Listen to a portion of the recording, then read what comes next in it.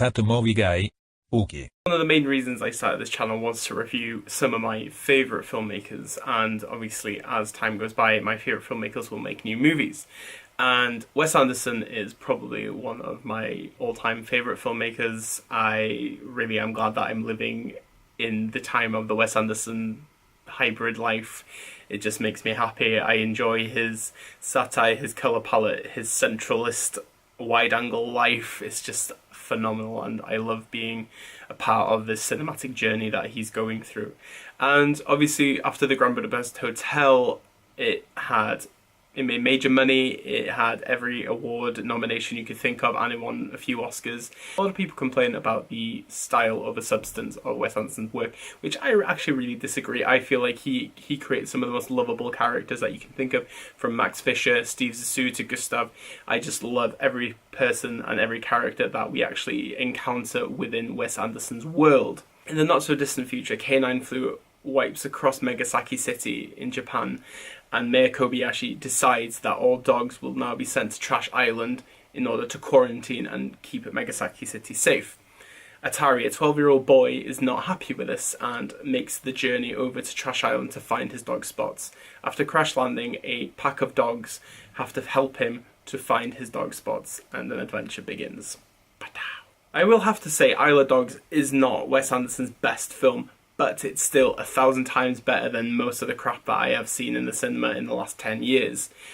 I really like the way that this film is actually created. Obviously stop motion is a very interesting format anyway, but I just like the way that it just doesn't look like any other stop motion film I've ever seen. It just looks dirty and grotty, and the colours of it is just purely beautiful. Even the dogs, you know, the dilapidation of each dog is very interesting, and I just really like the way that they look, and just the way that Anderson really goes down the road of like involving different kinds of animation inside the stop motion. You have the stop motion, then you have actual hand-drawn animation, you have still drawings, and it just creates a really different kind of look to the film, and that's what I generally did enjoy about the actual aesthetic of it. Also, it is a big political message from him about the marginalization of minorities.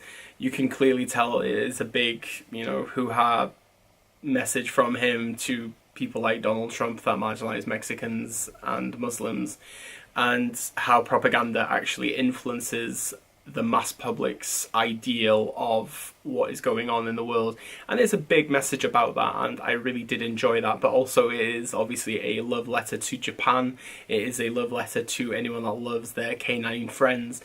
But I feel like it is a big homage to Japan from just the art of it, the aesthetic, the look. It just is a big homage to Japanese culture, cinema.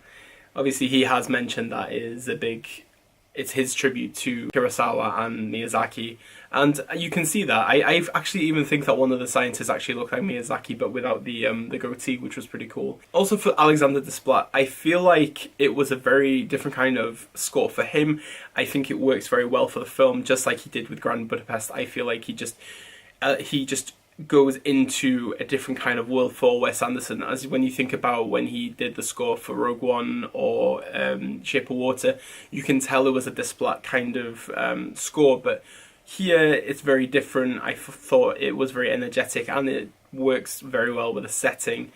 Also, I really like the way that the film is subtitled in some ways, because obviously with Atari you don't get any subtitles. It's just somebody translate it for you, or you just have to interpret what is being said with all the Japanese characters, and I really like that. I really enjoyed the characteristics of each dog. I thought that they managed to bring each of the actors, like Bob Balaban, Jeff Goldblum, Bill Murray, Bryan Cranston, Ed Norton, they all brought their character to the dog, but the dogs had that kind of Bill Murray kind of look or Jeff Goldblum kind of look. It was very interesting how he did it. But I do feel like because of this vast cast of people, obviously Scarlett Johansson, Greta Gerwig, Tilda Swinton, F. Murray Abraham, Ken Watanabe, Yoko Ono, there's so many actors in this film. I feel like there was just not enough time to bring much characters to life. Like, for example, Tilda Swinton's character is called Oracle, and it's a pug.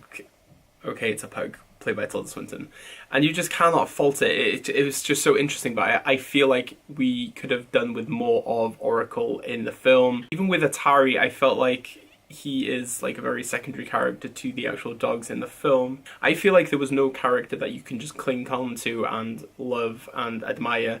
There wasn't like a memorable character in this film. For Wes Anderson not to do that is kind of weird. But all in all, this is a very good film by Wes Anderson. It's quick, it's fast, it's colourful, it's quirky, it's different. But I wouldn't say that this is a film for kids. Even though it's PG rated in the UK, I definitely wouldn't recommend to take your child to see this. There was a few kids at my screening and I don't think they laughed once. I laughed quite a bit. But that is the odd thing about it. I still prefer Fantastic Mr. Fox to Isle of Dogs, unfortunately. But it doesn't mean I don't want to see this film again. It's definitely not as worse as Bottle Rocket or Darjeeling Limited for me personally, because those are his two weakest, I think.